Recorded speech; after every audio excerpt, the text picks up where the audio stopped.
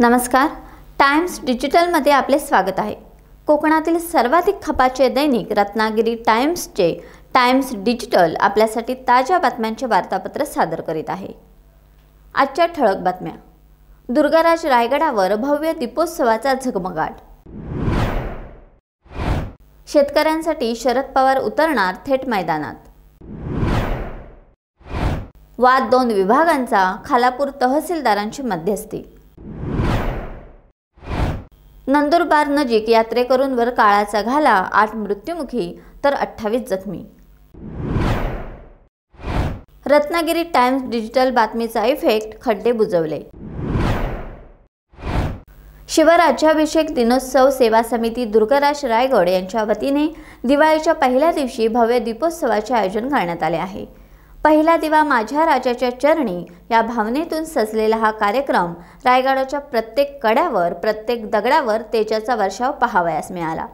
संपूर्ण रायगड परिसर शेकडो दिवे आणि मशालींच्या प्रकाशाने झळाळून निघाले।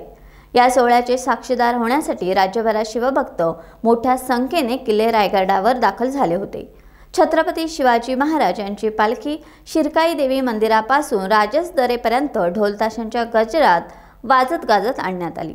त्यानंतर राजसदरेवर विधिवत पूजा संपन्न करत हा शिवचैतन्य सोहळा पार पडला। मात्र यावेळी किल्ले रायगडावर विद्युत पुरवठा नसल्याने शिवभक्तांनी नाराजी व्यक्त केली।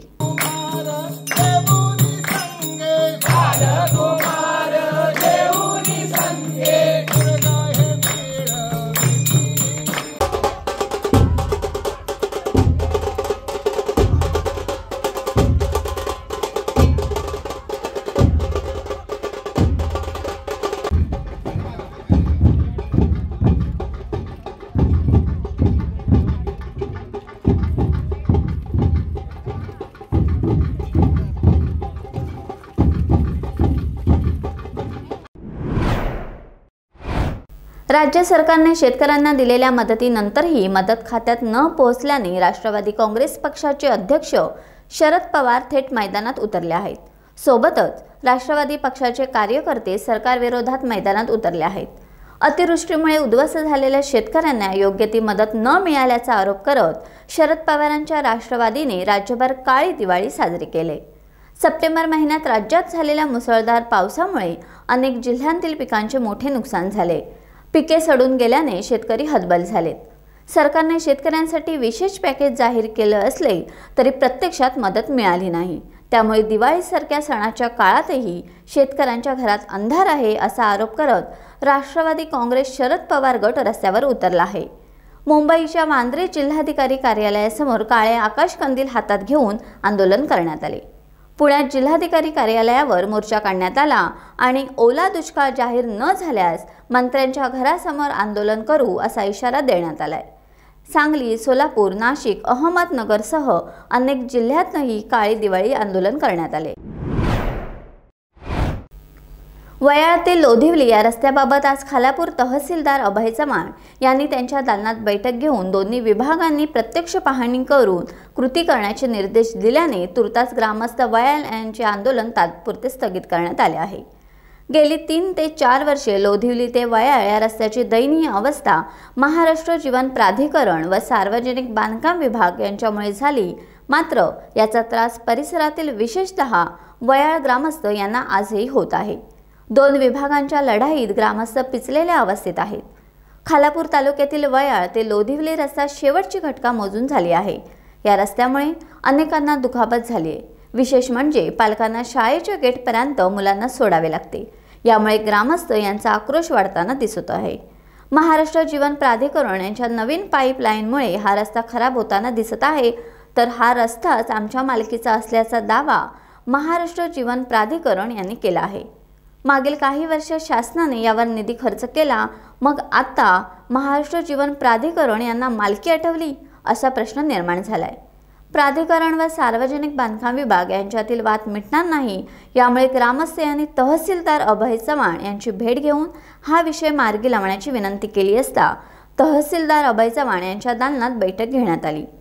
खालापूर तहसीलदार अभय चव्हाण यांनी याबाबत स्पष्ट निर्देश करून नोव्हेंबर महिन्यात स्थळ पाहणी व काम करून होईल याबाबत स्पष्ट निर्देश दिले।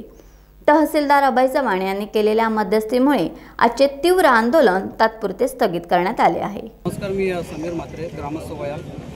आज दिनांक 17 ऑक्टोबर 2025 आज सर्व ग्रामस्थ, आमची पंचायत कमिटी असेल, PWD असेल, महाराष्ट्र जल प्राधिकरण सर्वजण जमलो मीटिंगसाठी। छोटी दुसरी मीटिंग असेल तर या मीटिंगचा मुद्दा असा होता की आम्ही जो पत्र व्यवहार केला आहे, जे पोलीस निरीक्षक असतील, तहसीलदार असतील, PWD असेल, महाराष्ट्र जल प्राधिकरण असेल, तो विषय मुद्दा असा आहे की वयाल गावाचा रस्ता चोरीला गेल्याबाबत। कारण की रस्ता नाहीसा झालेला पूर्णपणे, त्याला कारण असेल महाराष्ट्र जल प्राधिकरण 3-4 वर्षापासून जो नवीन पाईपलाईनचं काम चालू आहे अंडरग्राऊंड, त्या कामामुळे पूर्णपणे रस्त्याची खराबी झालेली आहे। आज सर्व परिसरामध्ये ही गोष्ट पसरलेली आहे की वयाल गावाचा रस्ता चोरीला गेलेला आहे पूर्णतः, आणि याकडे कोणी लक्ष देत नाही, सर्वीकडून दुर्लक्ष होत आहे। मुद्दा असा आहे की महाराष्ट्र जल प्राधिकरण याला जबाबदार आहे। त्यांनी या रस्त्याचा ॲक्टिव्हेशन कधी केलं? 1989-85 केलेलं आहे। मालकी हक्क जर तुम्ही सांगत असाल तर या गोष्टीमध्ये तिढा निर्माण का केला आहे? PWD जर रस्त्याचं काम करण्यास तयार असेल तर त्यांना अडवणूक होत आहे, आणि ही अडवणूक महाराष्ट्र जल प्राधिकरण होत आहे। तर या दोघांचा तिढा सोडवण्यासाठी आजची मीटिंग होती खरं तर, परंतु तिढा सुटायला वेळ जाईल असं वाटतंय। परंतु आम्हाला तहसीलदार साहेबांनी जो आश्वासन दिलं आहे आजच्या तारखेला की नोव्हेंबरच्या पहिल्या हप्त्यामध्ये रस्त्याचं काम चालू करणार, असं महाराष्ट्र जल प्राधिकरणाचे अधिकारी वायदंडे साहेब यांनी जो आश्वासन दिलं आहे, त्या आश्वासनावर आम्ही विश्वास ठेवून आज सर्व ग्रामस्थ शांत आहेत। परंतु शांत बसण्याचं कारण एकच आश्वासन, आणि जर रस्त्याचं काम चालू केलं नाही तर एक मोठा उद्रेक होणार आणि वयाल ग्रामस्थ शांत बसणार नाहीत। जी ॲक्शन घेतली जाईल, कायदा हातात घेतला जाईल, ही जबाबदारी आम्ही घेणार नाही। नंदुरबार जिल्ह्यात शहादा पोलीस ठाण्याच्या हद्दीत चांदशाली घाटात पिकअप वाहन दरीत कोसळून 8 जणांचा मृत्यू झाला तर 28 जण जखमी आहेत। त्यापैकी 15 जणांची प्रकृती गंभीर आहे। जखमींना नंदुरबार जवळच्या रुग्णालयात दाखल करण्यात आले आहे। अस्तंबा यात्रेतून परत असताना हा भीषण अपघात झाला। या घटनेमुळे परिसरात दुःखद छाया पसरली आहे। दिवाळीच्या मुहूर्तावरच या अपघातामुळे खळबळ उडाले। दापोली खेड महामार्गावरील काळकाई कोण परिसरात पाण्याच्या टाकी समोरून जाणाऱ्या रस्त्यावर पडलेल्या मोठ्या खड्ड्यांमुळे वाहन चालक व प्रवाशांना होणाऱ्या त्रासातून आज शनिवार दिनांक 18 ऑक्टोबर रोजी दिलासा मिळाला आहे। सार्वजनिक बांधकाम विभागाने या महामार्गावरील खड्डे तातडीने बुजवण्याचे काम हाती घेतल्याने या मार्गावरील वाहतूक अधिक सुरळीत होण्यास मदत झाली। गेल्या अनेक दिवसांपासून या मार्गावर काळकाई कोण येथील पाण्याच्या टाकीजवळ परिसरात रस्त्याची दुरावस्था झाली होती। मोठ्या खड्ड्यांमुळे दुचाकीस्वारांना अपघाताचा धोका होता, तर 4 चाकी वाहनांचे टायर पंक्चर होणे आणि वाहनांना नुकसान पोहोचवण्याच्या घटना नित्याच्या झाल्या होत्या। स्थानिकांनी आणि प्रवाशांनी याबाबत वेळोवेळी न्यूज चॅनलच्या माध्यमातून वृत्त प्रसिद्ध करण्यात आले होते। वृत्ताची दखल घेऊन प्रशासनाने खड्डे बुजवले असल्याने जनतेतून डिजिटल न्यूज चॅनलला धन्यवाद देण्यात येते। टाइम्स डिजिटलला लाईक करा, शेअर करा, सबस्क्राइब करा आणि बेल आयकॉन दाबायला विसरू नका। Times digital.